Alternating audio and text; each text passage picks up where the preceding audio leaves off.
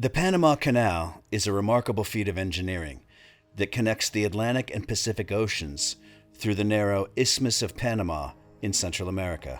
The canal is approximately 50 miles long and plays a critical role in global trade by reducing the need for ships to circumnavigate the entire continent of South America. In this video, we will delve into the origin, construction, and operation of this true wonder of the modern world, the Panama Canal. The idea of constructing a canal through the Isthmus of Panama dates back to the early 16th century, when Spanish explorer Vasco Núñez de Balboa first crossed the isthmus and realized the potential for a shorter trade route. But it wasn't until the 19th century when serious planning and exploration began. The French, under the leadership of Ferdinand de Lesseps, initiated the first major attempt to construct the canal in 1881. However, due to technical difficulties, disease, and financial issues, the project was abandoned in 1889. The United States, under President Theodore Roosevelt, later took up the challenge and began construction in 1904. After a decade of immense effort, involving tens of thousands of workers, the Panama Canal officially opened on August 15, 1914. The construction of the Panama Canal was a monumental task that involved the excavation of enormous quantities of soil and rock, primarily through the Culebra Cut, a 9-mile-long channel that cuts through the Continental Divide. To overcome the terrain's differences in elevation, a series of locks was built at both the Pacific and Atlantic ends of the canal. The locks are essentially water-filled chambers that raise or lower ships to the appropriate level as they pass through the canal. The entire system consists of 3 locks on the Atlantic side, 3 locks on the Pacific side, and a 180 square mile man-made lake in between. The operation of the Panama Canal is based on the efficient and precise movement of water between the locks, which primarily relies on gravity. When a ship approaches the canal, it first enters a lock chamber. Once the ship is safely inside, the chamber is sealed and the water either flows in or out, depending on whether the ship needs to be raised or lowered. The canal's elevation difference is mainly due to the presence of Gatun Lake, an artificial lake created during the canal's construction through the damming of the Chagres River, which sits 85 feet above sea level. Ships are raised to lake level as they pass through the locks, traverse the lake, and then are lowered back to sea level on the other side. The process of raising and lowering ships in the locks typically takes around 30 minutes per lock.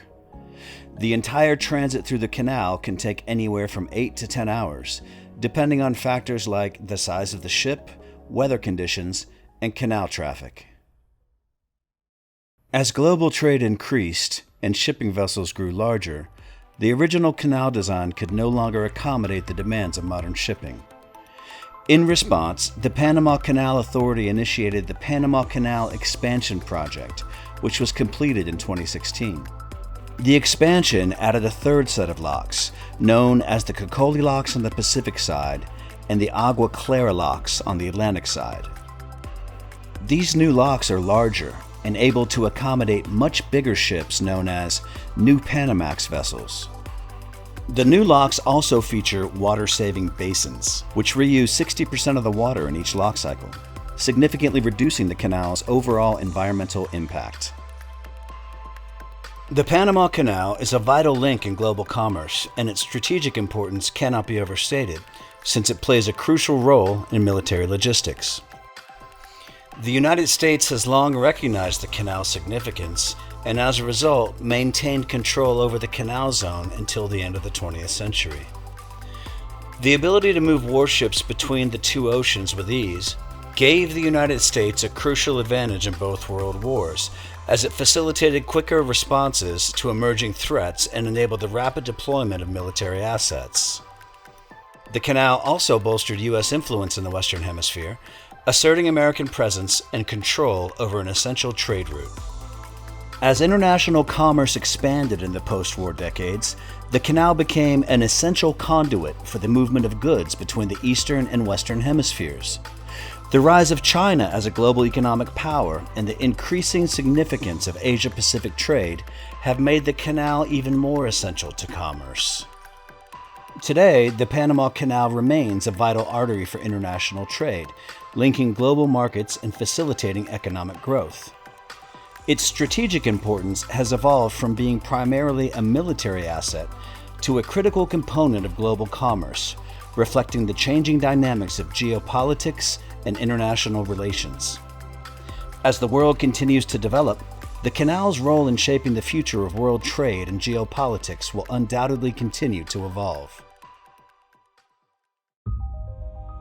The construction and operation of the Panama Canal has had significant environmental consequences. The creation of the artificial Gatun Lake resulted in the flooding of vast areas of land, displacing indigenous communities and wildlife.